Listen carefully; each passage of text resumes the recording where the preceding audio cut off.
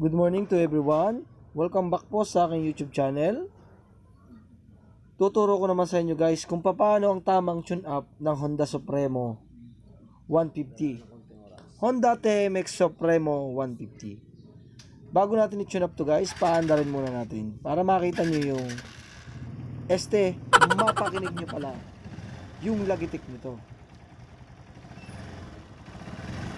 Yan. Ito kasi guys, kalimitan, sa sapol po ng pagkamotor nito. Pagka kumuha po kayo ng brand new, minsan walang ingay at minsan naman tahimik. Ang original guys nito, na tune up ng Honda Supremo, ang intake niya ay 0.8 mm. Ang sa exhaust ay 12.0 mm. Dapat guys, alam nyo yung stock na tune up ng Honda Supremo. At para mas malinaw yung ating tutorial at pag-tune up, kakalasin natin yung cover at upuan at tangke. Yan guys yung mga gagamitin natin sa pag-tune up. Kailangan kompleto kayo yan. At 19 socket, Allen-wrench. Kailangan nyo ng Allen-wrench. Tapos ay 19 socket at ano pa nga ba? Pillar gauge. Tapos 10 mm back wrench. Yan. Unang-una kakalasin nyo ay yung sa magneto. Yan guys. At ito naman yung marker natin ng TDC.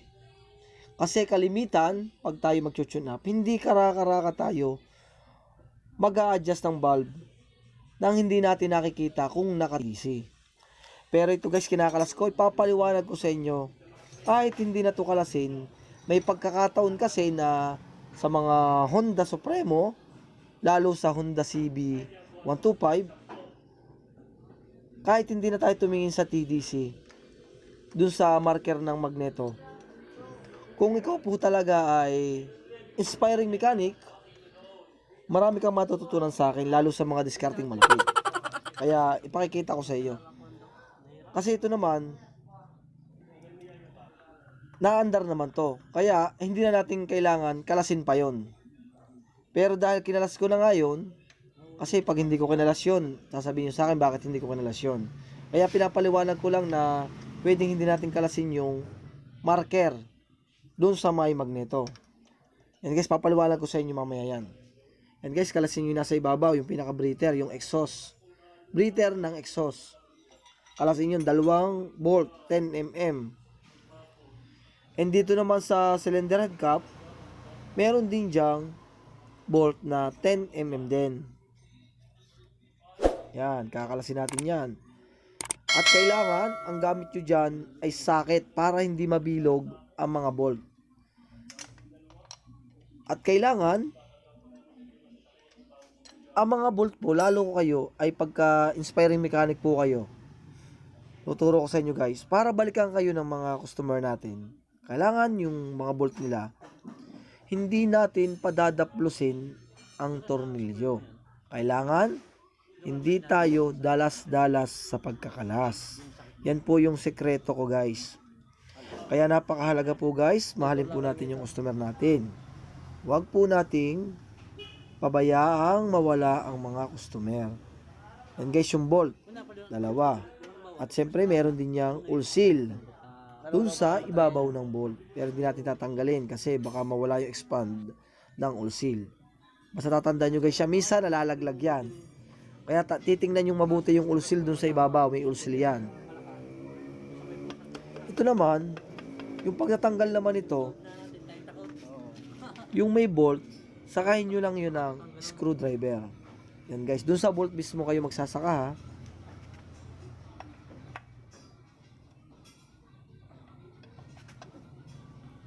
Tanggalin ang tappet cap.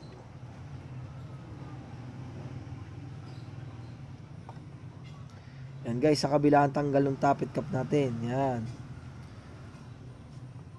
At ito naman, isa pa rin to sa discarding malupit natin guys.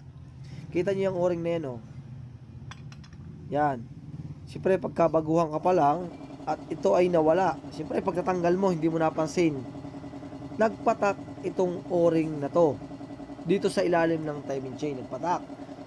Siyempre wala tayong alam-alam na nagpatak na, at bago ka pa lang dito sa motor na to. Yan, uusok yung motor nyo. Akalain nyo sala yung pagkaka-tune up, tapos may problema yung ating piston ring at valve seal. Hindi nyo pala alam na nalaglag na yung o-ring. Kaya kailangan yung o-ring ilalagay nyo sa tappet cap. Doon nyo ilalagay. Ito nyo guys, so nung nilagay ko, medyo maganit. Ito naman, yung sinasabi ko sa inyo, iti-TDC natin yan. Yan yung tamang pag-tune up. Kita nyo yung marker. At kita nyo yung gitling. Yan yung tamang TDC natin. Itong valve na exhaust at intake, kailangan hindi nagalaw yan pag naka-TDC. Meron po kasi ako nakitang ibang vlog na, I'm sorry po sa gumawa nun, hindi po totoo yun, na kailangan kung mag-tune up kayo, kailangan nagalaw yung valve. I'm wrong po yun. Hindi po yun tama. Ito po yung tama. Yan guys, ganyan yung kanya kasi. Yan, nakalubog po yung, yan, nakalubog po yan. Yan yung kanyang pag-tune up. Yung pinakatuldok nasa ilalim. Sala po yan guys. Kailangan yung tuldok dun sa sprocket timing nasa taas. Tingnan nyo guys ha, lumubog yung exhaust. And then lumubog yung intake. Yan.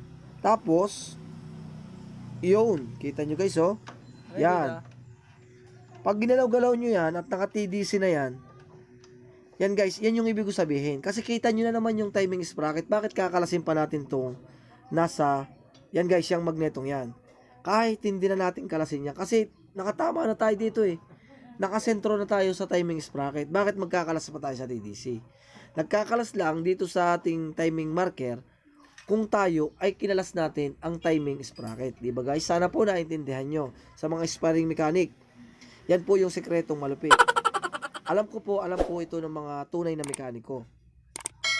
At yan guys, dapat alam nyo yung original na pag-tune up ng Honda Supremo. Ang original ito, ulitin ko. Ang intake nito ay 0.8 mm. Yan guys, so yan yung nilagay ko. Tingnan nyo, ang laki. Malaki talaga yung clearance niya. Yan yung intake, 0.8 mm. And yung exhaust naman ay yan, malaki yan. 12.0 mm. At syempre guys, ang gagawin ko dito na tune up dito sa exhaust, yung unang tune up natin ay 0.10. Gagamitin ko dyan 0.10 mm. Yan guys. Shoutout nga pala kay Nico, ng mekaniko po na Chaong Quezon, taga Candelaria Quezon po yan. Shoutout sa inyo ng marami, Nico. At sa Motor Central po ng Chaong, shoutout po. At sa Motor Central po ng Candelaria, shoutout. At syempre sa Sariaya Quezon ng Motor Central, shoutout po sa inyo.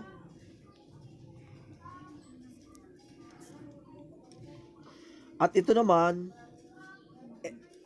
yan guys, ang intake ay 0.08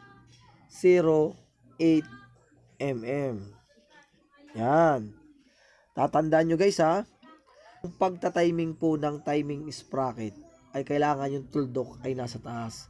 Kailangan hindi po nagalaw yung valve bago tayo mag-tune up. Tapos, syempre hindi na nagalaw nga yung valve. Ngayon, pag tune up natin, saka natin pag yung valve, ganun yun. Hindi po yung mag-tune up tayo, nagalaw po pareho. Sala po yun. Paano tayo mag-tune up kung nakadikit naman yung ating rocker arm sa barbula? Sana po nagets nyo guys yan. Yan po yung ating TDCing sekretong malupit dito. Yan guys yung sinasabi kong all seal dito sa tappet cap. Kailangan malinis yan para hindi tumulo yung ating langis. At yan, babalik na natin guys yung bolt. Yan.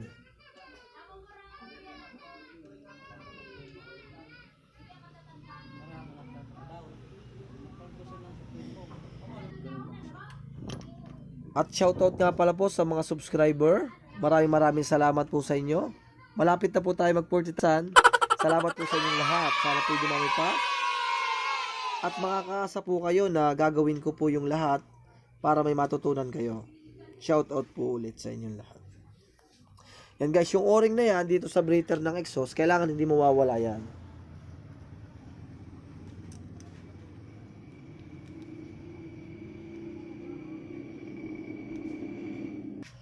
At yan guys, pinakabit na natin yung tangke, yung upuan. Ngayon, pwede na nating paandarin. Start mo. At yan guys, sumandar na. Yun guys, ang ganda ng andar. At wala lang kayo naingay. Tuwang-tuwa po yung may-ari nito. Shoutout din po sa may-ari nito. At sa akin mo pinatune up tong motor na to.